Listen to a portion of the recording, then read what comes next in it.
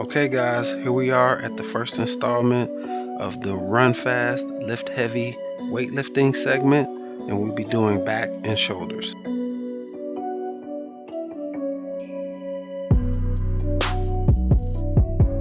A good idea to go online and kind of scope out the fitness center that you'll be using and see what equipment that you'll have available, because you may have to modify or change some of these exercises in order to hit the same muscle groups properly.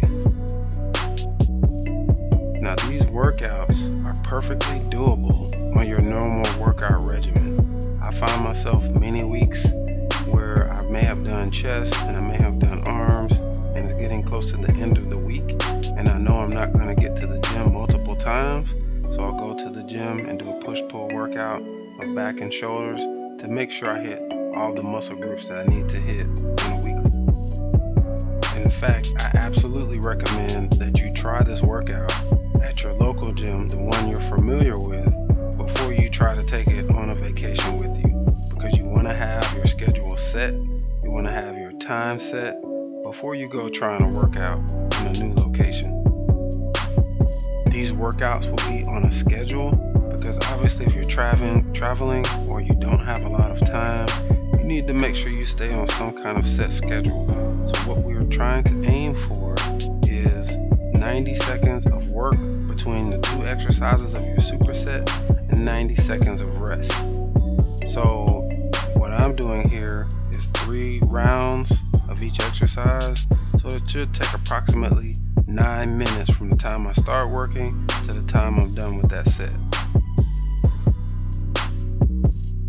We're focusing on 3 push-pull movements today. So in all, 3 times 9 is 27 minutes. If you count the extra time it takes you to move and relocate equipment and stack plates and do all that stuff, it may take about 30 to 35 minutes. If you combine that with your cardio, 20 minutes of cardio, now you're talking about 50 minutes to an hour, and you got a complete workout. So as you can see, I'm starting with overhead press and pull-ups. The weight I chose for overhead pull-ups is one that I could do for 15 to 20 reps with controlled motion. The biggest thing I see, or problem that I see with people in the gym, especially guys, is ego lifting. So they pile as much weight on there because they want to impress the girl standing next to them or the other guys in the gym, and then they struggle to get it up. What you want to do, especially with your shoulders, which are easy to injure with your rotator cuffs, is do a weight that you can control. So I picked a weight at 135 pounds that I could do with controlled repetitions for 15 straight reps. Now over the course of 3 sets, it's going to get tougher and tougher to do 15 reps, but it's weight that I can control, and that's not very likely to injure my shoulders. I'm also doing 15 pull-ups, which also over time, over the course of 3 sets, is gonna become more and more challenging. Now when we do pull-ups, we want control motion up, control motion down. A little bit of leg kick to get some reps in is okay, but we don't want to do kipping because that's more of a momentum based exercise and it's not going to be good for building your back. If you can't do pull-ups, you can always do lat pull downs or TRX pulls or some other exercise that's going to target your lats. As far as the barbell overhead press, if you're traveling and there are no barbells available, then you can use dumbbells for overhead press. You can use machines for overhead press. Heck, you can even use a resistance band for overhead press. You just have to increase the repetitions to make sure that you're getting enough work in.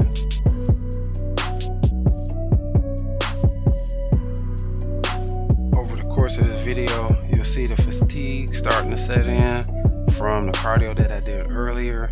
I did the accompanying pyramid workout on the treadmill right before this. You notice that my clothes are different. I changed my shirt and my hat, and I think I might even change my shoes. I did from my running shoes to my weightlifting shoes, just so I had some dry clothes on for the video, but I did do these back to back. I'm also right now currently in the middle of actually 70% in of a 24-hour fast. So my carbs start to run out right about now, and it becomes a struggle to get through the workout. But at the end of the day, I was determined to get through this workout, and sometimes that's what you have to do. You have to grit your teeth and get finished with that workout without making any excuses. That's if you want the results that you're looking for. And this being my third set of 15 reps on each one of these exercises, you'll see me have to break up both this overhead press into sets and the pull-ups.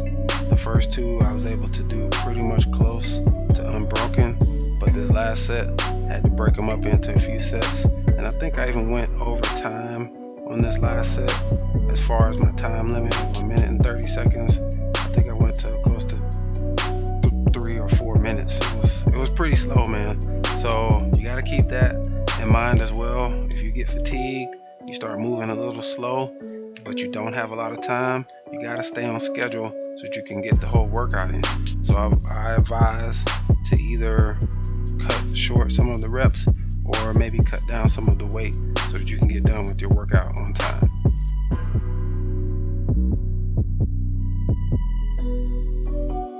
Another thing is that because we're doing supersets, if you're going to a fitness center that has, people in it, like especially if it's crowded and you're doing supersets, you have to be careful to make sure that your spot doesn't get taken. So if you're doing overhead press and lat pulls per se, and you're doing dumbbell overhead press and lat pulls, just take your set of dumbbells over to the lat pull machine, do your overhead press, and then immediately do your lat pulls so that you don't have to worry about anybody taking your dumbbells or taking your machine. I think this last set of pull-ups I had to break into like 3 or 4 sets, man, because I was really hurting. But you gotta get it in how you fit it in, man. And you don't want your reps to get overly sloppy. You have to have your mind-muscle connection with the muscles that you're trying to work. Make sure you're controlling yourself on the way up and on the way down. Maybe your last couple of reps can get pretty sloppy, but up until then, you want to maintain as much composure, as much posture, and as much control as you can. Now we're moving on to dumbbell rows and standing flies. Now, dumbbell rows is one of the biggest ego lifts around, because you see guys going to pick up far too much weight and then they turn it into a full body exercise. That is not what you want. That is not how you target and build good lats.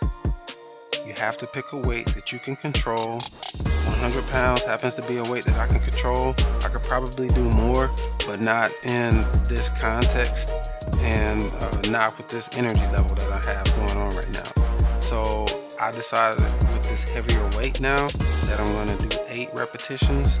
You have to gauge your repetitions based on how much weight you have. So I'm doing 8 repetitions with my right arm, 8 repetitions with my left arm, and then 8 repetitions of standing flies.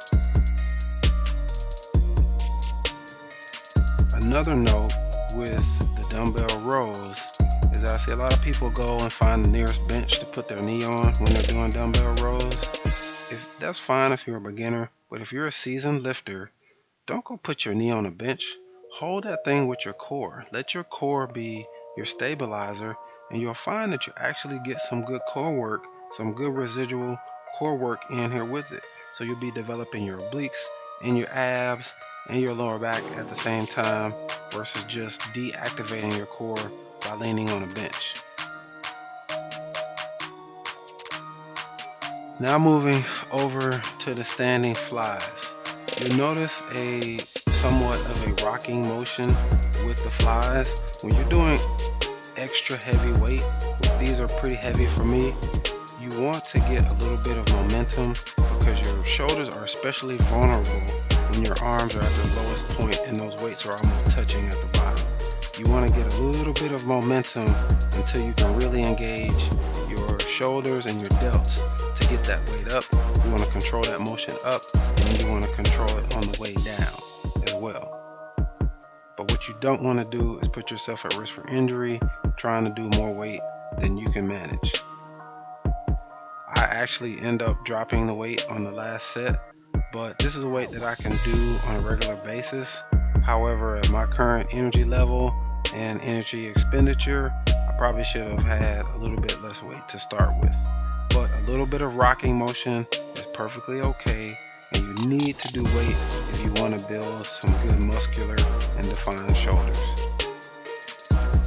So here on set number 2 of the Dumbell Rows, I do a better job of pulling my hand back and towards my pocket. When you're doing Dumbell Rows, you don't want to just pull your hand up and stuff it in your armpit. You want to pull that hand back towards your armpit and really squeeze that lat. You should feel that burn running down the back of your armpit, straight down the side of your back. Some alternatives to these exercises are the cable row machine you can use. If you got lighter dumbbells, you just have to do more repetitions. You can do 2 dumbbell rows at the same time. Just make sure that you focus on your form. There's also, if you use a cable machine, if there's a cable machine that doesn't have like a lat pull on it, you can use like the straight bar that you would use for curls or something like that, and do straight arm pull downs. And all you have to do is stand straight, have that bar about eye level, keep your arms straight, and then pull those arms down to your thigh. And if you pull it down correctly and keep those arms straight, hold it and control on the way down and the way up, you start to feel that burn in your lats. You may get a little residual in your triceps, but you should mainly feel that in your lats. And as you can see here, my carbs are pretty much completely depleted, so I'm huffing and puffing, trying to catch breath in between sets. And that's the benefit of these types of workouts. When you do your cardio first, it makes your weightlifting session afterwards also cardio. So you get residual calorie burn while you're burning fat, while you're building muscle. And this has worked wonders for me in terms of keeping an athletic and toned physique. Another note with the dumbbell rows is make sure you control the way up and the way down. That is residual work and part of a set that you're missing if you're allowing that weight to go down real fast where you're not controlling it. If you control it on the way down, you'll get that extra work for your lat and you'll build stronger, more defined lats. You also want to make sure you get a full range of motion. So you want to pull it all the way up by the hip, and you want to relax and stretch all the way down by the foot. You get that full range of motion, you're going to get more time under tension, you're going to build more muscle, and you're going to be leaner, and you're going to be better off for it. And as you can see here, I decided to drop the weight on my last set of the Dumbell Flys. This weight was almost too easy. I probably should have had like a 45 or something like that, but it works for the time being, and my shoulders were still on fire. So that's the goal here, is to get that mind muscle connection, build the delts to get some muscle pump and blood flow in there, and continue to work out. And now to catch my breath before I start on the next exercise.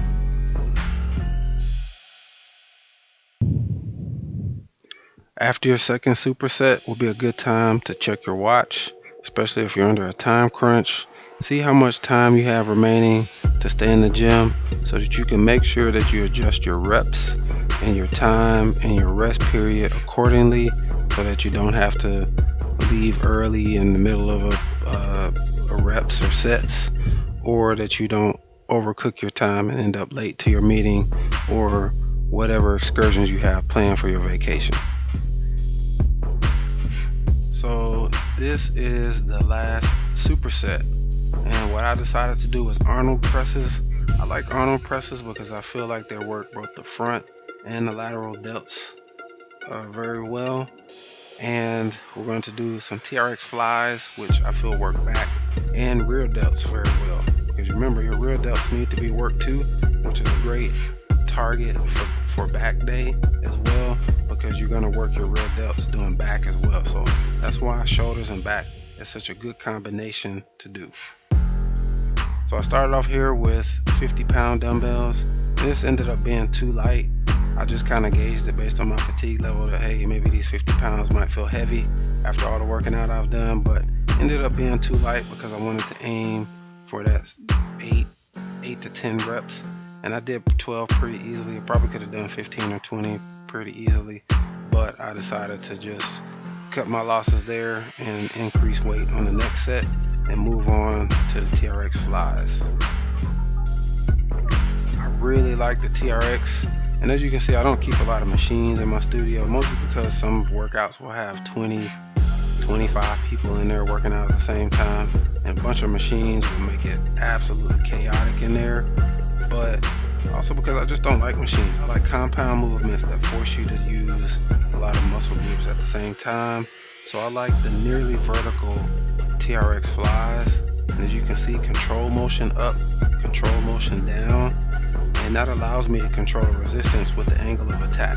When I'm facing straight up, I get the most resistance, and that's a good work. And you just control your time under tension, how fast you go up, kind of pause at the top, and then control as you go down, and you feel that working in your rear delts, you feel it working in your back, and it's just a great exercise.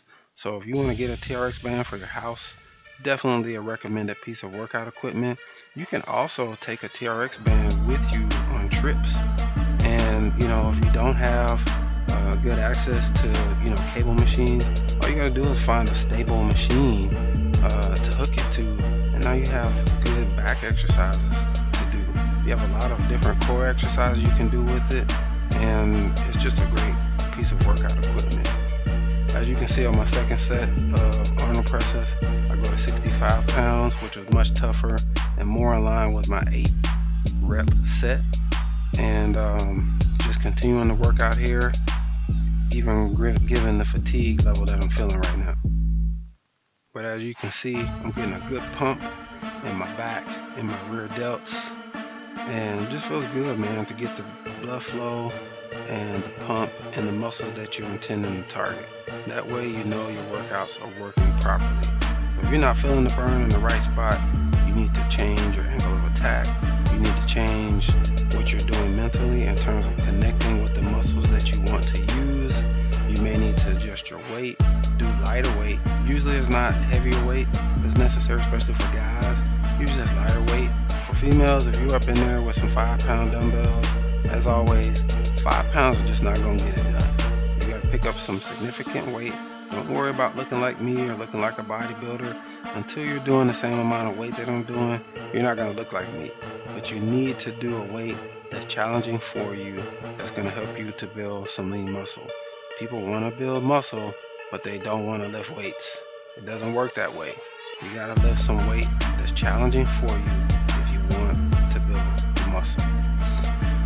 So here we go, guys. This is my last set. I'm really fatigued right now. Still got about 3 or 4 hours left on my 24-hour fast before I go eat up some food. But just trying to get through this workout, man. I'm sweating, perspiring real good. Got a good calorie burn. I think I might have burned approximately 1,100 calories in this workout. And this is great as opposed to a steady state workout where you're just kind of going through the motions, possibly getting into burning muscle. Right now, I'm actually breaking down the muscle so that it will rebuild, and I'm actually burning fat at the same time.